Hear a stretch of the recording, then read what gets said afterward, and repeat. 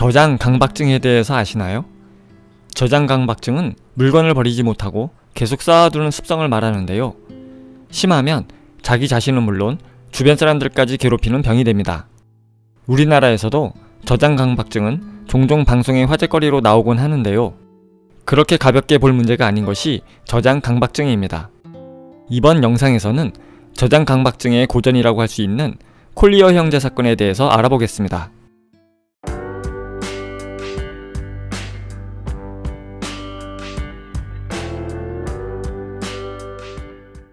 (1947년 3월) 뉴욕 경찰서에 시체가 있다는 신고 전화가 걸려왔습니다. 그 장소는 할렘가의 황폐한 3층짜리 붉은 벽돌집이었습니다. 이곳에는 2명의 괴짜 노인이 살고 있었는데요. 이들은 콜리어 형제로 형은 호모, 동생의 이름은 랭글리였습니다. 하지만 이들을 기억하는 사람들은 별로 없었습니다. 두 사람은 절대 밖에 나오는 법이 없었기 때문이죠.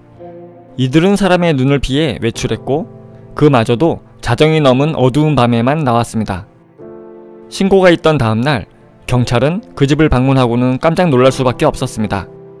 건물 전체에 쓰레기가 가득 찼기 때문이었습니다. 간신히 쇠창살을 뜯고 들어간 건물에는 쓰레기가 가득 차 있어 도저히 들어갈 수가 없었습니다. 결국 소방서의 지원을 받아 2층 창문으로 들어간 경찰은 신문과 책, 깡통, 피아노, 자동차 부품 등으로 가득 찬 곳을 힘겹게 지나가면서 수색을 시작했습니다. 천장까지 가득 찬 쓰레기들은 가끔 무너지기도 해서 경찰을 위험에 빠뜨리기도 했죠. 그렇게 수색을 진행하던 경찰은 어떤 방에서 시신 한 구를 발견했습니다. 시신은 형인 호모 콜리어였습니다. 그는 작은 공간에 누워 죽어 있었습니다. 이웃들의 말에 따르면 호모는 1933년부터 앞을 보지 못했고 류머티즘으로 거의 움직이지도 못한 상태였다고 합니다. 그런 호모를 돌본 것은 동생인 랭글리였다고 합니다. 그런데 경찰이 조사해보니 형이 죽은 이유는 영양실조였습니다. 도대체 랭글리는 어디로 갔길래 형이 굶어 죽은 것일까요? 경찰은 건물 전체에 대해 대대적인 수색작전을 펼치기 시작했습니다. 하지만 랭글리의 행방은 묘연했죠. 경찰은 집 전체에 있는 쓰레기를 밖으로 치우기로 하고 수색작전을 계속했습니다. 방마다 가득 차있던 쓰레기들은 하나 둘씩 밖으로 꺼내졌습니다. 낡은 침대, 자전거, 피아노, 심지어 자동차와 엑스레이 촬영기까지 등장했습니다. 이 광경을 보기 위해 구경꾼들이 구름같이 몰려들었습니다. 하지만 여전히 랭글리는 보이지 않았습니다. 동생 랭글리의 시신이 발견된 것은 그로부터 3주 뒤였습니다. 수백 톤의 쓰레기를 치운 끝이었습니다.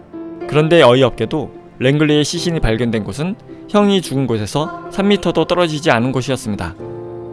아마도 랭글리는 형에게 음식을 주러 가다가 쓰레기 더미에 깔려 죽었고 그래서 형도 음식을 먹지 못해 굶어 죽었을 거라고 경찰은 결론을 내렸습니다. 콜리어 형제가 처음부터 이런 생활을 한 것은 아니었습니다.